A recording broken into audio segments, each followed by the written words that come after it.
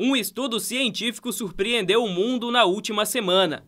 A pesquisa pode trazer respostas para uma pergunta milenar sobre o desenvolvimento da sexualidade humana. O cientista Alan Sanders, diretor de comportamento e genética da Universidade da Costa Norte, em Illinois, nos Estados Unidos, sugere que a homossexualidade esteja ligada ao DNA.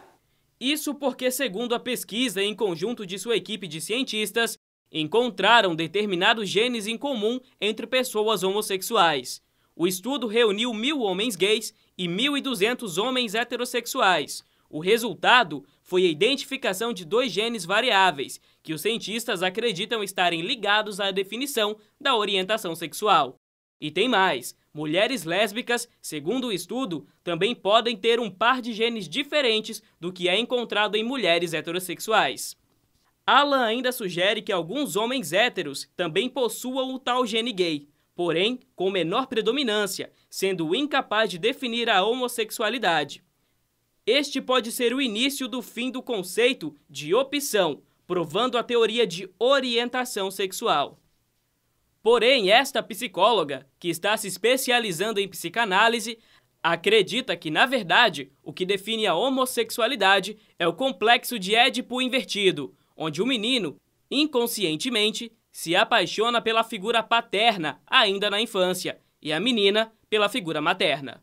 De uma certa forma, a ciência tenta explicar, alguém tenta explicar, buscar uma razão, e que muitas vezes não é isso. Então, a psicanálise ela vê a questão da homossexualidade como uma pulsão sexual mesmo. Então, a sexualidade tem muito a ver com a pulsão, ela é toda pulsão, a sexualidade. Então, a pulsão, se a gente for ver em termos de pulsão, que Freud já dizia, a pulsão ela não é moldada, ela não é educada, cada um tem a sua, né?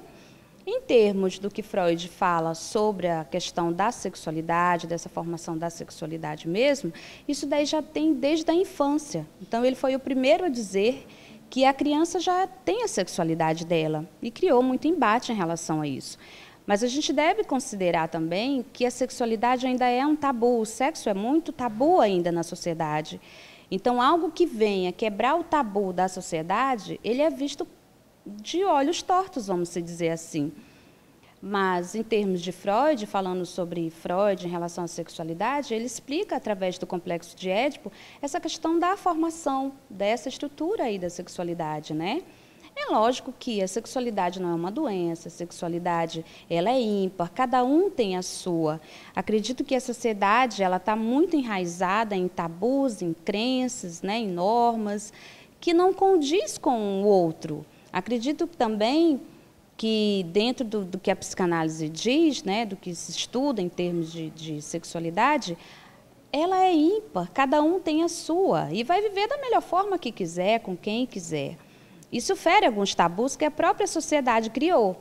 Então, os psicanalistas mesmos foram os primeiros a, junto, né, com o grupo da homossexualidade, a quebrar essa questão que tinha até no DSM como uma doença. Isso não é uma doença, né? Também não é uma escolha. Ninguém vai escolher ser diferente, entre aspas, porque quer, né? Isso já é do indivíduo e precisa ser respeitado.